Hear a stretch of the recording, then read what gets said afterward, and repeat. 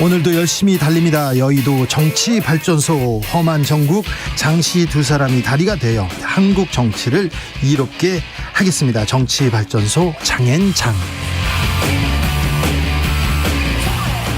자, 정치평론계 최고의 공격수 두 분 모셨습니다. 장성철 공론센터 소장 어서 오세요. 네, 안녕하세요. 장윤선 정치전문기자 어서 오세요. 네, 안녕하세요. 제가 근데 누구를 공격하는지는 모르겠네요. 그러니까요. 그냥 서로 하자는 거예요. 뭘 정치 발전을 위해서. 험한 정국이 아니라 험한 상황에 처해 있다라고 말씀드립니다. 그러니까 목소리가 그러네요. 보수 참칭 패널이어서 그런지. 아니 바뀌었어요. 보수 호소인. 호소인. 네. 그런데 호소인. 국민의힘에서 그것도 대표격인 비대위원장이 직접 이렇게 공문을 보낼 정도로 장성철이 이렇게 훌륭한 분이셨어요. 저는 개인적으로 두 분이 친하신가 의심했어요. 그렇죠. 네. 띄워주기 프로젝트다. 장성철의 존재감 뿜뿜입니다. 아니 근데 정진석 비대위원장의 판단, 네. 생각, 그러한 논리 저 충분히 이해합니다. 저라도 화가 나겠어요. 네네, 그래요? 네, 왜냐면은 제가 정진석 비대위원장 잘못됐어요 하면서 비판을 엄청나게 많이 했었거든요. 네. 그렇기 때문에 아니 그렇다고 내가 방송국에 들어도 공문 보내가지고 네. 못 나오게 하고 이러면 이상한 거잖아요. 아니, 못 나오게 했다라기보다는 또 보수파 패널 추천하신다고 한 거니까. 새 패널을. 네. 네. 그렇게 뭐 또 너무 뭐라고 할 건 아니고. 아니 그런데 네. 윤핵관, 국민의힘 핵심 관계자 이분들은요. 국민의힘 분들은 방송에 안 나와요. 그러니까 섭외가 잘 안 된다고 들었어요. 아니 물어보세요. 이번에 제가. 이제 추천해준다고 했으니까. 추천이고 뭐가 안 나오세요.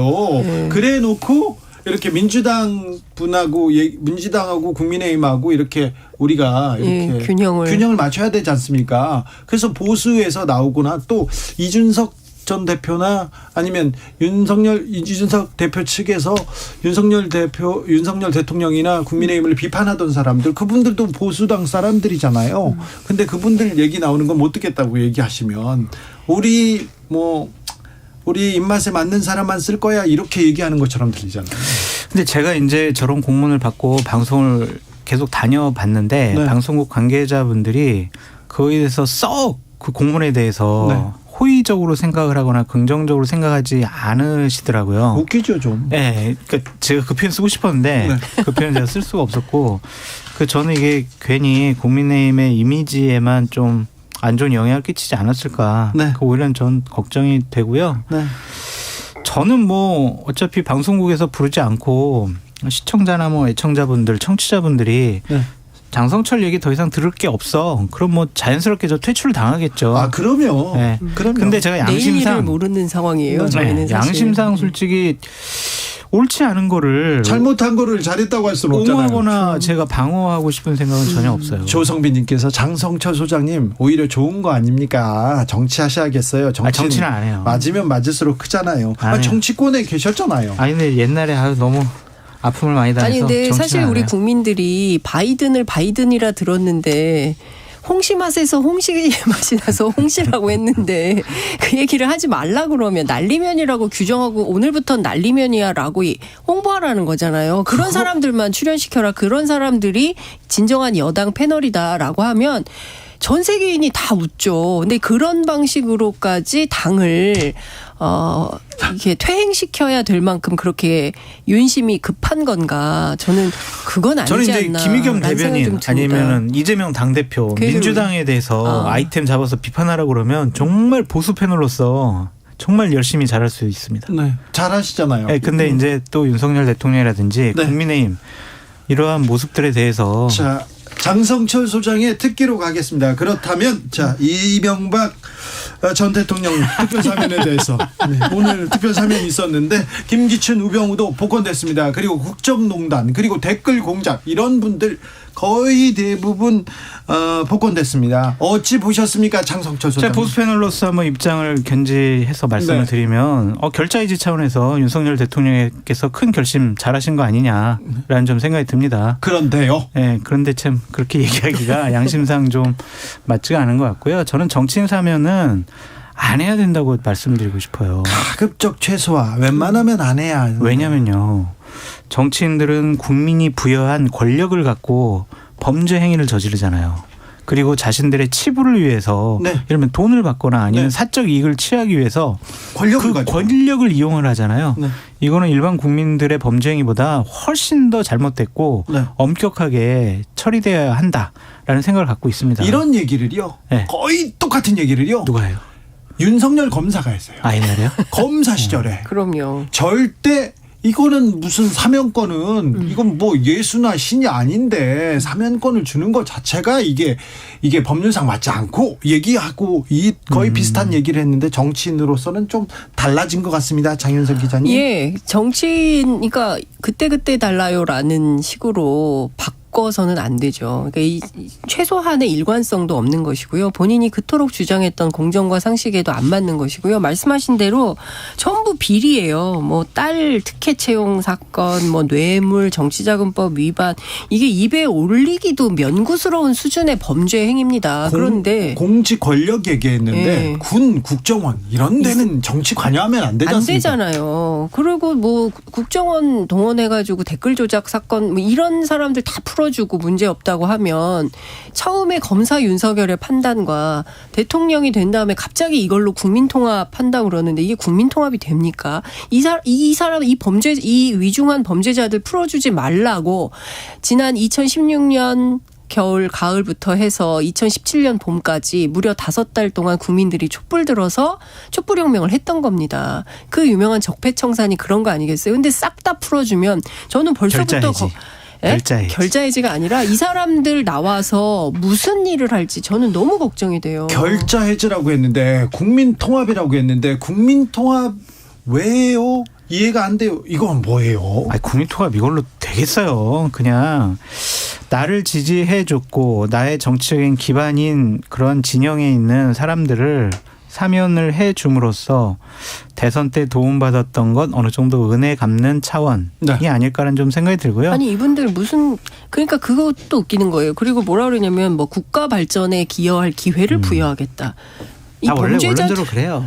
네? 원론적으로 다 그런 얘기예요. 이분들이 나와서 무슨 국가 발전에 무슨 기여를 하겠습니까? 범죄자들이. 더 큰 범죄. 그럼 네. 어떻게 해요? 그러니까요. 저는요 또 이해가 안 되는데 이런 법무부에서 이런 얘기를 했어요.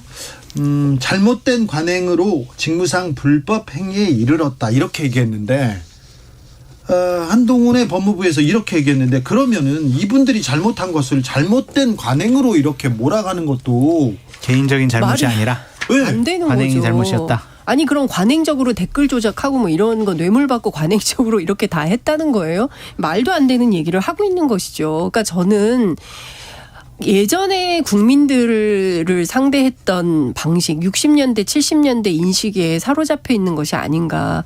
21세기에 검색하면 다 나오는 시대에 말도 안 되는 얘기를 하면서 국민들을 오히려 우롱하고 있다. 이런 생각이 좀 듭니다. 누가 그것에 대해서 맞아요 이렇게 하겠습니까? 저는 이번에 사면 대상자 중에서 제일 문제가 되는 사람은 대통령실의 김태효. 네. 야 역시 장성철 키퍼. 좋아요. 좋은 보수 후보입니다. 이거 짚어야 돼요. 아니 제가 진보 쪽에 계신 분한테 칭찬받은 거 보니까 제가 평론을 잘못하고 있다는 저는 사회자고요. 저는 중립적입니다. 근데 장성철을 칭송한 거는 겁니다. 그렇죠. 얘기해 주세요. 아니 지금 유죄 판결 받은 지 2달밖에 안 됐단 말이에요. 2달 됐어요. 그런데 그런 사람을 대통령실에서 근무하고 있는 나를 도와주는 참모니까 사면해줘? 저는 이거는 맞지 않은 것 같아요. 아무리 생각을 해도 저는 김태효 차장이 대통령이 사면해줄게라고 해도 아닙니다. 대통령께 좀 누가 될 것 같아요. 여러 가지 구설수가 오를 것 같습니다. 그래야죠. 네, 저 사면 안 해주셔도 제가 대통령님 잘 모실게요. 이랬어야지 이거를 낼름 받아먹는다? 저는 이거 대통령한테 큰 누가 된다라고 볼 수밖에 없어요. 결과적으로 이렇게 보면은 내 편 확장 전략인 것 같아요. 이번 사면이 그러니까 굉장히 정치적 사면이잖아요. 뭐 양금희 원내대변인은 뭐 사면에 정치는 없다라고 주장하는데 가장 정치적인 사면을 한 거예요. 거의 대부분 정치인입니다. 예, 그리고 거의 대부분 정치인일 뿐만 아니라 대부분 국민의힘 전현직 관계자들이에요. 그리고 거기에 협조했던 군 그리고 국정원 관계자들입니다. 고위 공무원들이에요. 이런 분들을 풀어주고 이분들이 다 나와서 어떤 정치를 도모하려고 하는 건지 오히려 저는 더 큰 범죄가 생기지 않을까 앞서 말씀하신 대로 진짜 걱정이 됩니다. 최근에 죄송합니다. 제가 그래도 보수파 패널이니까 좀 다른 차원에서 좀 민주당 쪽 진영을 비판하는 기회를 좀 제가 갖겠습니다. 네, 해보세요. 김경수 지사 같은 경우에는 사면해주면 안 된다라는 전 생각이 있어요. 두 가지 문제인데. 사면해주지 않았습니다. 일단 형만 집행정지에 시켜줬죠. 가석방입니다. 그러니까 가석방도 저는 안 된다라고 생각하는 이유가 뭐냐면 범죄 행위가 상당히 좀 너무 안 좋다. 민주주의에 꼬신 선거에 영향을 끼치려고 여론 댓글 조작을 했다. 몇만 건? 뭐 몇십만 건? 뭐 100만 건에 가까운 그런 댓글 조작을 한 사람을 사면을 해준다? 이것은 좀 말이 안 된다라고 생각이 들고. 본인도 원하지 않았어요. 본인도 근데요. 이게 말이 안 되는 이유가 그러면 민간인이 댓글 단 거 그래 사면해주면 안 된다. 자, 장성철의 보수의 얘기는 들읍니다. 그러면 원세훈 국정원과 그러니까 군과 국정원이 댓글 단 거는 괜찮고. 저는 이미 그 전에 사면 부적절하다고 충분히 말씀드렸고 민주당 쪽 일단. 네. 아니 근데 김경수 잠깐만요. 김경수 전 지사 같은 경우에는 대법원 확정 판결까지 나왔는데 저는 무죄예요. 잘못 없어요.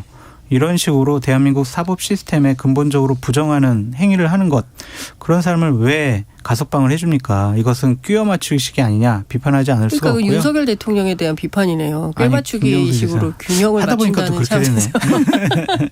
그래서 저는 김경수 지사 같은 분은 저는 절대로 사면해주면 안 된다고. 아니 이미 81.9%가 5달 있으면은 형 만기 출소를 하게 되는 거예요. 그런데 말씀하신 대로 끼워 맞추기 형 집행정지를 한 거죠. 그래서 본인도 뭐 이러나 저러나 안 나가겠다고 했는데 어쨌든 나와야 돼요. 내일 나와서 어떻게 될지 봐야 되겠는데 저는 민주당의 경우도 똑같아요. 뇌물 뭐 이런 분들이에요. 뇌물, 입법 로비, 사전선거운동 다 전부 그 불법 행위를 저지른 분들이거든요. 이런 분들에 대해서 마치 무슨 큰 틀에서 시혜를 베푸는 것처럼 하는데 그리고 전혀 이것은 국민 통합에 도움이 되지 않는다라는 생각을 합니다. 그러니까 맞아요. 저는 정치인들의 이런 수사가 국민들한테는 전혀 감동도 없고 와닿지도 않는데 그 늘 뻔한 소리나 하면서 마치 무슨 이게 대단한 일을 하는 것처럼 뭐 왕정국가를 상정하는 듯이 행동을 합니다. 네. 저는 문제가 매우 심각하다고 생각하고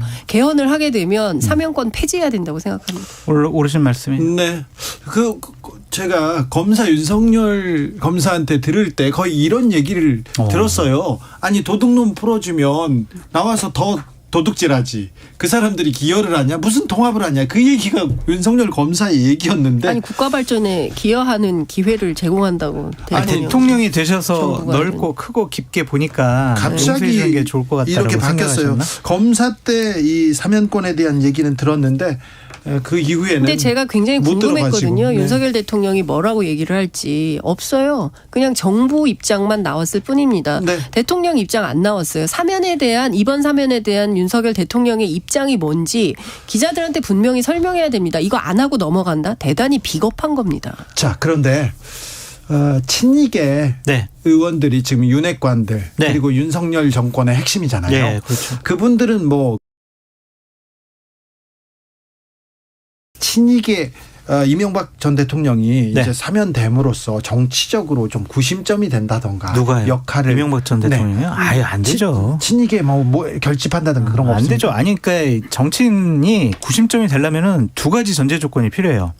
하나는 국민의 광범위한 지지를 받아야 돼요. 예. 그리고 또 하나는 공천권을 갖고 있어서 내 사람을 공천 주고 그 사람을 당선시킬 수 있는 능력이 있어야 되는데 이명박 대통령은 이제 정계 은퇴하셨는데. 이제 물어봤어요. 친이계 쪽 취재를 했거든요. 그랬더니 아니 뭐 할 사람들 친이계 다 하고 있는데 윤석열에 사람이 없지 않냐. 사실 소위 얘기해서 윤석열 사단이라고 할 만한 사람들이 없어서 대거 친이계가 들어가서 이미 하고 있고 교육부 장관 하고 있고 김태호 친이계죠. 다 친이계 아닙니까? 지금 들어가 있는 외교 라인이 사실상 MB 때 했던 사람들 아니겠어요? 그러니까 전반적으로 보면 전부 친이계가 하고 있는데 무슨 친이계 좌장이 되겠냐 그건 말도 안 되고 그리고 생각보다 뭐 건강이 상당히 안 좋다는 거예요. 그래서 내일 사면 돼도 퇴원은 당장 못 한다는 거고 의사가 허락을 해줘야 퇴원할 수 있다라는 얘기를 하고 있습니다. 의사가 사위입니다. 뭐 여하튼 그래서 당분간 메시지도 없다.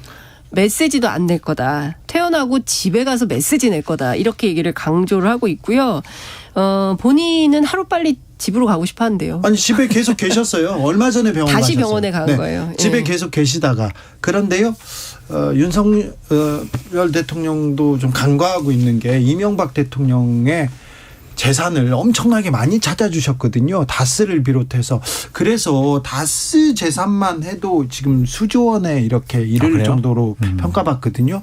근데 엄청 부자신데 80억을 안 내고. 네, 돈을 안 내고 가셨어요. 벌금은 내시는 게 좋을 것 같아요. 근데 안 내실 거예요. 네.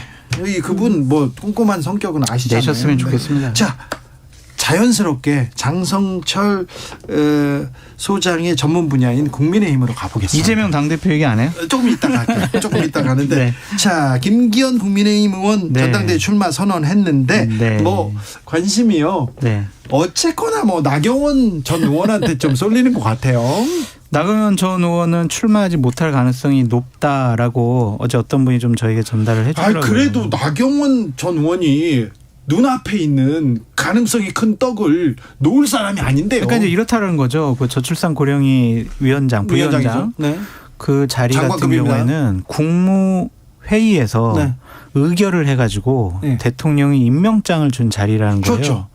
그래서 대통령이 사표를 나경원 위원장이 내더라도 안 받아주면 그 자리에 계속 있는 거랍니다. 그러네요. 그러면은 그 자리에 있는 한 본인은 비상임이다.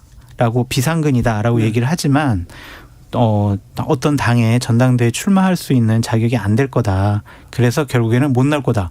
근데 왜 지금 당원들 만나봤더니요. 저보고 지금 당대표 하라고 그런 네. 얘기 많이 들어요. 그 기사 왜 얘기를 하냐. 네.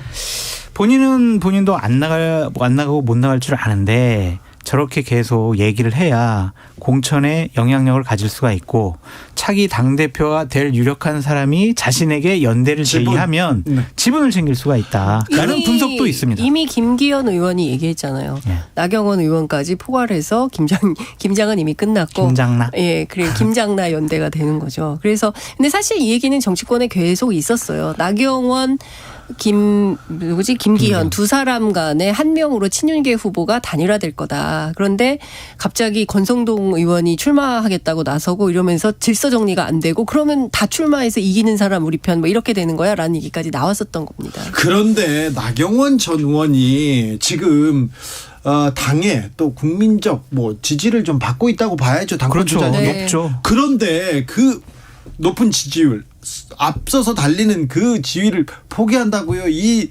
기회를 포기하지 않을 것 같은데요. 아니 그러니까 양손에 둘 다 떡을 다 잡을 수는 없다. 네. 만약에 당대표 나가려고 하셨으면 그 저출산 고령위 위원장 안 받았어야죠. 네. 근데 지금 받은 것 자체가 그러니까 사실 그런 분이 한 분 더 있어요. 원희룡 장관 같은 경우에도 네, 지금. 사실은 출마를 상당히 원하고 있다는 얘기가 들리거든요. 계속 나옵니다. 예, 본인 스스로 출마를 굉장히 원하는데 지금 어쨌든 이제 초기 내각에 참여하고 있기 때문에 대통령 재가가 있어야 나갈 수 있잖아요. 예전에 김부겸 총리도 그랬었잖아요. 네. 마찬가지로 대통령이 나가세요 하면 나가는 거고 들어오세요 그러면 계속 있는 스테이하는 이런 상황이 되는 거예요. 한동훈 장관도 마찬가지인 거고요. 대통령이 운명을 결정하는 장관급 인사가 벌써 3명이나 있는 거죠. 자, 그러면요. 컷오프가 있죠? 네. 컷오프가 4명입니까? 뭐 4-5명 합니다. 보통. 자, 4-5명. 그럼 빅4를 우리가 한번 뽑아봅시다. 예측을 해봐요? 네. 자, 우선 유승민 전 의원 나가면 유승민 의원 될 것 같고요. 네. 안철수 의원도 될 것 같고. 아, 빅4예요? 네. 그리고 장제원 의원을 등에 업은 김기현 의원도 될 가능성이 높다라고 네. 볼 수밖에 없고. 한 자리가 지금 나경원 후보인데 아니면 나경원 후보가 안 나가면 100%죠. 나경원 그렇죠? 나오면 100%인데 안 나오면은 저 나경원의 지지층은 어디로 갑니까?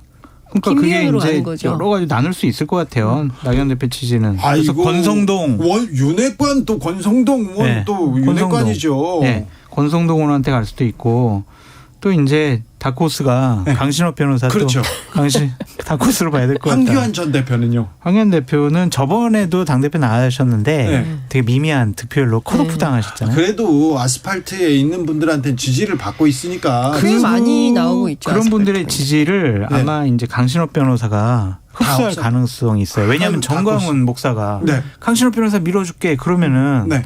이렇게 될 수밖에 없죠. 혹시 또 뭐 또 다른 김심 그런 게 흔들릴 수도 있죠. 그렇게 될 것 같고요. 일단 낙하산 인사도 주목을 해봐야 돼요. 어쨌든 1월 20일 설 연휴 전에 네. 개각이 있어서 원희룡 장관이나 권영세 장관이 나온다. 이번에 장관직을 그만두게 되면 정치권에 복귀해라는 사인이고 그렇죠. 대통령의 윤심이 네. 원희룡한테 있는 거 아니야? 그렇죠. 그렇게 또 시그널을 줄 수가 있어요. 그래서 변수가 있네요. 1월 20일 전까지 봐야 돼요. 장윤선 기자가 분석하는 빅4는요? 저도 비슷하게 봅니다. 그러니까 유승민, 안철수, 김기현, 뭐 권성동, 뭐 이 정도 보는데요. 뭐 김기현, 권성동 단일화할 가능성도 있죠. 만약에 네. 이제 막판에 가서 결선 투표 붙여질 수도 있고요. 네. 그러니까 준비는 세게들 하고 있는 거고 뭐 이러다가 안철수 의원이 어부지리로 당선될 수도 있다. 한번 해볼 만하다. 안철수라는 얘기도 당에 있습니다. 후보의 가능성 어떻게 보십니까? 비윤 쪽에서는 그렇게 가능성이 봐요. 없어 보여요. 네. 왜냐하면은 국민의힘 당원 100%로 이번에 네. 어쨌든 당대표를 뽑잖아요. 네. 그렇게 되면 당원들이 안철수 대표에 대해서 그렇게 뭐 스킨십이 있거나 아니면 저 사람이 우리 당대표 돼서 우리에게 좋을 거야? 윤석열 대통령을 잘 도와줄 거야? 그런 생각 안 할 것 같아요. 당원들은 기본적으로 이번 당대표는 윤석열 대통령과 호흡을 맞춰서 네. 총선 공천, 총선 치러야 되는 그런 임무로 부여받았다라고 생각을 하거든요. 근데 실제로 윤심이 관철되는 대표가 섰을 때 네. 예컨대 당정 관계는 좋아질 수 있겠어요. 왜냐하면 하명부대 비슷하게 돼서 용산의 마음을 받아서 그대로 이행을 하겠죠. 그래서 관계는 좋아질 수 있겠지만 과연 그 모습을 보고 국민들이 좋은 점수를 줘서 총선 돌파가 가능할 거냐. 이건 또 별개의 문제로 봐야 되거든요. 그러니까 당원들이 깊은 고민에 빠질 수밖에 없다. 이번 전당대회를. 그냥 윤심을 이행하는 하명부대로 우리 당을 만들 건지 아니면 정말 이런 방식으로 해서는 안 된다라고 판단해서 보수 혁신이 필요하다. 라고 해서 유승민한테 힘을 실어줄지 그것은 지금 모른다고 생각하고요. 지금부터 진행되는 석 달간의 긴 레이스 가운데서 누가 메신저가 되고 누가 메시지 파워가 크냐 그리고 국민들에게 누가 큰 소구력을 갖느냐 저는 이게 굉장히 중요할 것 같아요. 근데 그게 저는 안 통할 것 같고 그냥 이번 전당대회는 웃겨졌다라고 볼 수밖에 없어요. 왜냐하면은 아주 강한 주장을 하는 유튜버들이 출마를 선언을 했잖아요. 네. 신혜식 씨 그다음에 김세희 씨, 네, 강신업 뭐 이런 분들인데 네. 김세희 씨가 이제 출마하면서 박근혜 대통령을 다시 한번 대통령으로 만들겠습니다 이렇게 주장을 할 거고 본인 방송에서도 그렇게 주장을 하니까 지금 그런 주장하고 있어요. 네. 신혜식 씨 같은 경우에는 자 진보 신형을 완전히 박살내겠습니다 이럴 거고 강신업 씨 같은 경우에는 광화문에다가 윤석열 대통령 동상을 먼 훗날 세우겠습니다. 웃겨지는 거죠. 전당대회 자체가. 그래서 지금 큰 화두를 던져야 되잖아요. 집권 여당의 전당대회인데 네. 당을 어떻게 바꾸고 정치권을 어떻게 혁신하겠다. 그런 얘기는 안 나와요. 안 나오잖아요. 지금. 네. 큰일 났어요. 자 여기 또 질문 하나 있습니다. 장성철 네. 소장님. 네. 유흥수 상임고문이 네. 전당대회 선관위원장이 됐는데 유흥수 네. 상임고문은 아베 전 총리의 아버지하고 친구분이신가 봐요. 술잔을 기울이시던 분인데 어떻게 이 유흥수 선관위원장의 컴백 이걸 어떻게 봐야 됩니까? 주일대사도 하셨고 국민의힘 계열에서 또 의원을 몇 선 하셨고 4선했습니다. 네. 민정당 시절에. 네. 정진석 위원장하고 친해요. 친하잖아요. 아버지 때부터 네, 친한 분 시켜준 거예요. 별 의미가 우길 없어요. 훈장을 받았어요. 우길 훈장 일본에서. 네. 진짜요? 네. 그러니까 뿐만 아니라 본인하고 아들 둘이 있는데 네. 셋 다 군대를 안 갔어요. 네. 그래서 뭐 또 선관위원장 군대까지 이렇게 하세요? 미필 집안으로 유명하다는 평가가 있습니다. 그러니까 저는 무슨 생각이냐면요. 앞서 우리가 구구 유튜버 얘기했잖아요. 근데 당이 되게 우스워진다고 말씀하셨잖아요. 근데 경우에 따라서 국민의힘 내부 인사들은 이게 진심일 수 있겠다라는 생각을 저는 유흥수 위원장을 보면서 생각을 했습니다. 진심으로 그러셨군요. 우리는 구구정당으로 가려고 하는 건가? 뭐 그랬겠어요. 그게 아니라면 그게 아니라는 표징을 국민들께 보여드려야 돼요. 그런데 맞는데. 네? 그렇잖아요. 근데 실제로 보수혁신의 어떤 아이콘이 될 만한 인사들은 다 쫓아내고 있잖아요. 유승민, 이준석 다 니네 나가 이런 분위기 아닙니까? 장 기자님 그래서 진짜 안타까워요. 정진석 비대위원장이 본인하고 친한 분보다 보수 쪽에서 좀 괜찮다라고 생각하시는 분, 명망가. 아니 그리고 선관위원장은 누구보다도 좀 중립적이고 공정하고 누구에게나 그런 인상을 줘야 되는데 그건 아니지 않습니까? 자, 민주당으로 넘어갑니다. 인재요? 몇 분 남겨놓고? 아니요. 좀 사면 얘기, 대통령 얘기 반절했고 네. 국민의힘 반절했고 이게 민주당 하면 됐지 않습니까? 네. 성남FC 사건. 네. 검찰의 출석 요구를 받은 이재명 대표. 앞으로 이재명 대표와 민주당은 이 문제를 어떻게 이렇게 돌파할까요? 장윤선 기자님? 네, 어찌됐든 뭐 갑론을박이 길어지고 있습니다. 그러니까 뭐 지난주에 취재했을 때, 그 다음에 어제, 그제, 뭐 주말 사이 계속 입장이 바뀌는 걸 볼 때, 확실하게 정하지 못하고 있구나, 흔들리고 있구나, 이런 생각이 좀, 네, 들고 있는데요. 어찌됐든 내부에서는 여러 갈래의 얘기가 나옵니다. 검찰이 짜놓은 그물망 뻔한 건데 여기 들어가면 답 없다. 그러니까 그냥 어설프게 출두하느니 차라리 안 나가는 게 낫다. 이런 주장도 있고요. 앞으로 건건이 부를 텐데 그때마다 다 나갈 거야? 아니지 않냐? 뭐 이런 얘기도 있고요. 그런데 안 나가면 어떻게 될까? 안 나가면 바로 체포영장 발부할 텐데 그러면 이렇게 되면 더 큰일인데 이런 의견도 있는 거예요. 근데 결과적으로 그럼 막 논의를 하다가 어떻게 됐냐면 일단 나가자. 나가긴 나가되 진술 거부권을 행사하는 것은 어떠냐. 뭐 이런 얘기들도 나옵니다. 소환된 조사에 응하긴 하는데 네. 진술하지 않는 거죠. 왜냐하면 이거는 부당한 수사니까. 네. 대단히 패가 좀 꼬이고 있습니다. 깔끔하지 않죠. 그래서 당내에서도 이 문제에 대해서 어떻게 결정하는 것이 명징하고 좋은 것인지에 대해서 계속 논의가 진행되고 있어요. 계속 논의 아직 판단은 안 섰군요. 부당한 수사가 아니라 부당하게 수사를 안 했었죠. 문재인 정권 하에서. 그래서 지난 6월 달에 성남지청장 이창수 지청장이 새롭게 부임을 하면서 이 수사가 제대로 진행이 됐고 두산 관계자, 네이버 관계자들을 통해서 협박을 받았다. 그리고 용도 변경 해줄게. 그러려면 후원금 내. 이랬다라는 공문과 진술까지도 확보했다라는 것이 검찰의 얘기입니다. 이 부분에 대해서 만약 진술을 거부하거나 아니면 소환 조사를 거부한다면 이재명 당대표로서는 더 큰 사법적인 위험에 빠질 수밖에 없고 국민들에게도 뭔가 잘못을 했으니까 저런 모습 보이는구나 라는 이미지를 줄 수가 있어요. 그래서 저는 이 부분과 관련해서는 몇 번 부르더라도 그냥 계속 나가서 조사 받으라 그렇게 얘기하고 싶어요. 대한민국의 지금까지 정치인, 지도자, 당대표 중에서 이렇게 많은 혐의를 받은 그런 정치 지도자가 있었습니까? 돈 문제와 관련해서 이러한 여러 가지 혐의를 받은 분이 있었냐고요. 그러니까 그만큼 많이 털린 거예요. 그러니까 털린 게 아니라 이런 범죄를 저지른 거죠. 이재명 시장 쪽에 취재를 해보면 어떤 얘기를 하냐면 성남시장 시절부터 안으로는 민주당, 밖으로는 국민의힘 수많은 고소고발을 당해가지고 해먹고 싶어도 해먹을 수가 없었다. 왜냐하면 돈은 너무 클리어하다. 왜냐하면 너무 수사 조사가 많이 들어와서 뭘 할 수가 없었다는 거예요. 그런 얘기를 최근까지 들었고요. 그리고 이번에 성남FC로 부른 건 원래 대장동으로 부를 거라고 생각했잖아요. 근데 네. 대장동이 아니라 성남FC로 부른 것은 대장동에서 이렇다 할 이재명에게 넘어간 어떤 단서 이런 것을 검찰이 끝내 수사하지 못한 측면이 있는 거다.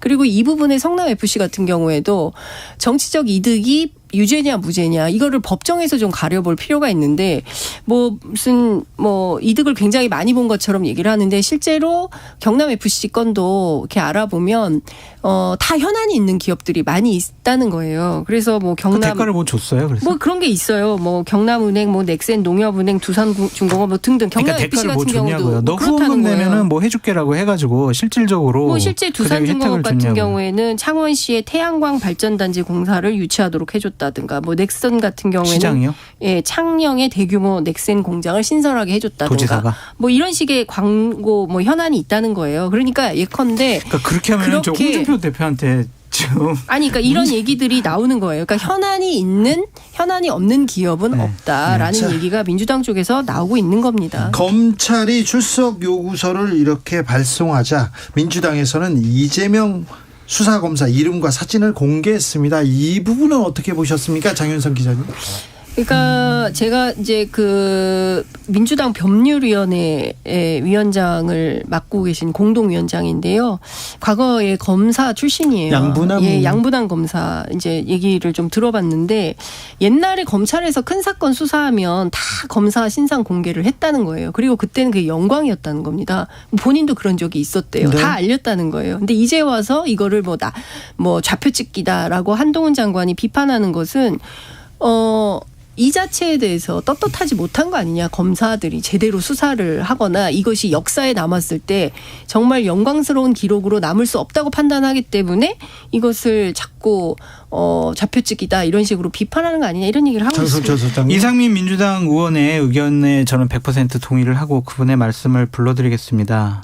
이런 공개는 반헌법적이고 반법치주의적인 행위다. 검찰권도 준사법권으로서 권력의 압박뿐만이 아니라 여론의 압력으로부터 차단되고 그 독립성이 보장되어야 하기 때문이다. 민주당의 일부 기구의 행위라고 할지라도 매우 몰상식적이고 지극히 위험스럽고 이성을 잃은 행태다. 라고 이상민 의원이 얘기하셨습니다. 민주당 내부에서도 비판은 좀 있습니다. 그러니까 이상민 의원 같은 분은 이제 그런 비판을 하고 있는 것이고요. 전직 검사 출신인 양분남 위원장 같은 경우는 이런 얘기를 하는 것입니다. 그러니까 뭐 다양한 의견이 있을 수 있죠. 어떤 현안에 대해서 모두가 똑같은 얘기를 할 수 없는 것이고 민주주의는 그렇잖아요. 그러니까 이걸 왜 공개했겠냐고요. 민주당에서는 저 검사들이 우리 이재명 당대표를 정치 탄압하고 보복하는 나쁜 검사들이야. 우리 지지층 여러분 저 사람들 어떻게 좀 해주세요. 고자질한 거죠. 이건 알 권리가 아니라고 생각이 듭니다. 그러니까 이러한 것이 알 권리라고 그만해요? 이제 시간이 다 됐어요. 이게 다음부터는 좀 앞쪽에 좀. 앞쪽에 시간 많이 줬어요. 오늘 35분 많이 줬어. 아니 앞쪽에 다음은 이재명 당대표. 그래요? 장성철, 장윤선 두 분 감사합니다. 감사합니다. 이재명 저격수로 바꿔야겠다.